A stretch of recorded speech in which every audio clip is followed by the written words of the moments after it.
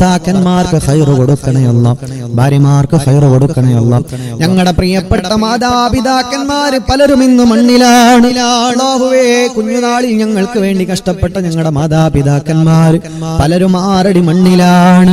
അല്ലാഹുവേ, അവരുടെ ഖബർ സ്വർഗമാക്കണേ അല്ലാ, സ്വർഗമാക്കണേ അല്ലാ, സുവനമാക്കണേ അല്ലാ.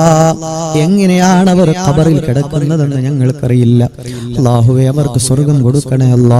25-ാമത്തെ രാവിൽ ഞങ്ങൾ ചൊല്ലിയ കർമ്മങ്ങൾ അവരുടെ ഖബറിൽ എത്തിക്കണേ അല്ലാ. ഞങ്ങളുടെ ഉമ്മ മരിച്ചു പോയതിനു ശേഷമാണ് പലരും ഉമ്മാന്റെ വില തിരിഞ്ഞത്. സുബ്ഹി ബാങ്കിന്റെ മുമ്പ് റമളാനിൽ അത്താഴത്തിന് 4-5 തവണ ഞങ്ങളുടെ കൊട്ടി വിളിച്ച ഞങ്ങളുടെ ഉമ്മ പോയതിൽ പിന്നെ ആരും ഞങ്ങളെ വിളിക്കാനില്ല, ആരും ഞങ്ങളെ വല്ലാതെ പരിഗണിക്കാനില്ല. ഞങ്ങളുടെ മാതാപിതാക്കന്മാർക്ക് അർഹമായ പ്രതിഫലം കൊടുക്കണേ അല്ലാ. ജീവിച്ചിരിക്കുന്നവർക്ക് ദീർഘായുസ് കൊടുക്കണേ അല്ലാ.